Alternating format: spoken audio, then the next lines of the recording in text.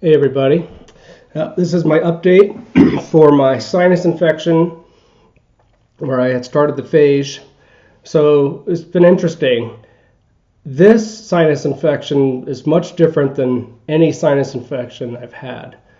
This one put me out for about 2 weeks of just feeling awful. Usually when I get a sinus infection, I'm fully functional. I can do everything other than just the annoyance of discharge and inflammation. But this one, it made me so sick. I was so low energy. Had a really hard time getting up, getting things done during the day. It wiped me out.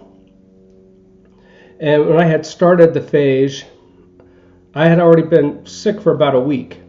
So I was still, when I started the phage, I was still kind of feeling the effects for a few days. I actually had an appointment with my local clinic here scheduled previously. It just so happened to overlap with when I was sick, so it was kind of good to get in there. We talked about everything and did some cultures. The doctor called me, the clinician called me a couple days ago. By that point, the phage had just kicked in big time, where by the time I got the call, I felt I was almost 100%, maybe 90% better. So, just my energy, the clearing of everything coming out, so much less, breathing better, feeling better. The phage did its thing. And the clinician called and she asked me, hey, have you ever grown? I had to write it down here. Morizella cataralis. And I'm like, no, I've never heard of that before. She's like, well, that's what you're growing. And turns out this is a very popular bug that that kids at school like to pass around.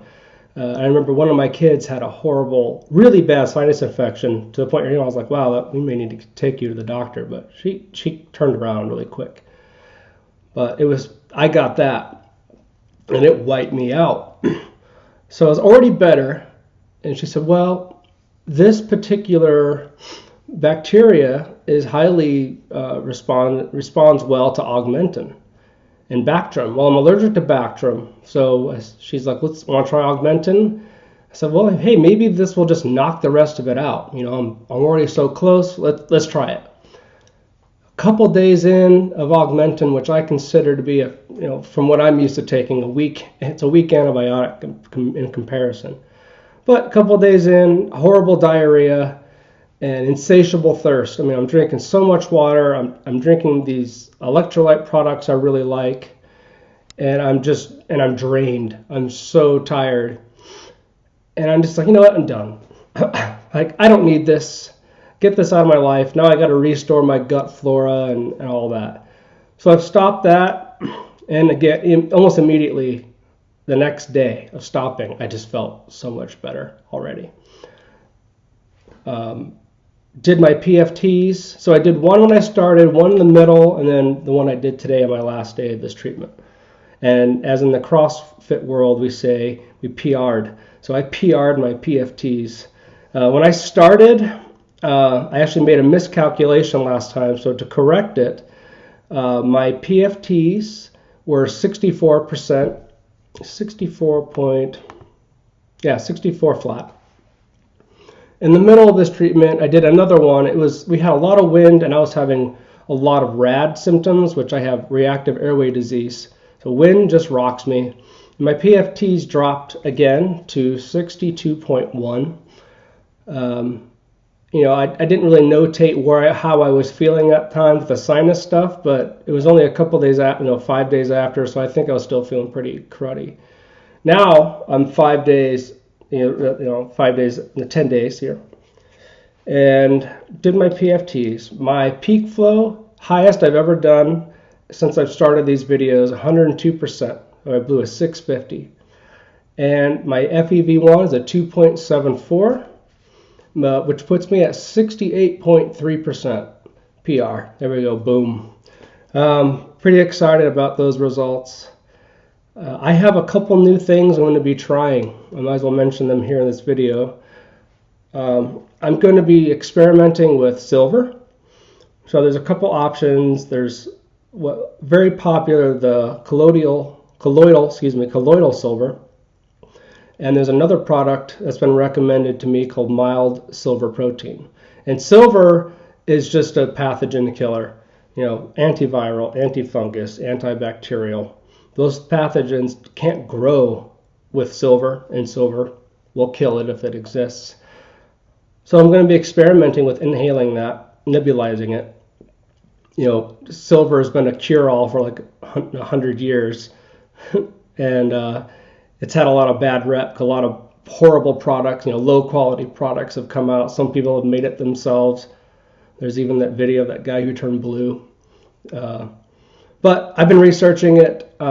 You get the right stuff, it's really beneficial according to these articles and documents. So I'm going to be trying it under the supervision of a doctor. And the other thing that's really big news is Symdeko came out. That is the Orkambi version 2. So a couple of years ago, one of the biggest drugs that kind of came out to help my actual mutation, the double delta 508F. I'm hungry, so I'm a little spacey right now, but I'm still going to keep going with this video. And it messed me up really bad. I had all these side effects and no benefits. I had really tight chest, difficulty breathing, it messed up my stomach. I think it was actually the catalyst that started all my stomach problems. Could have been coincidence, but once I had those stomach problems with Orkambi, I have never been able to get my gut back in order. And then just general fatigue at that time. That medicine just screwed me up real bad. So I stopped taking it. And now version 2 has come out, which is supposedly has corrected a lot of those side effects and has increased the efficacy of the drug.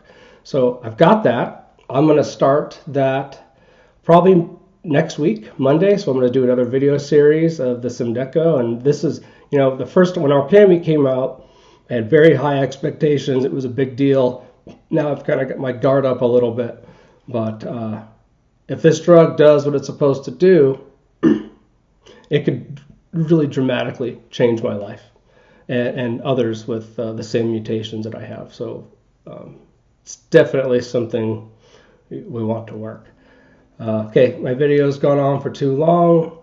But again, Phage, cycle 2, success. PR'd my PFTs, going to keep going, and I'll be posting some new videos of all my experiments as I go. Thanks for watching.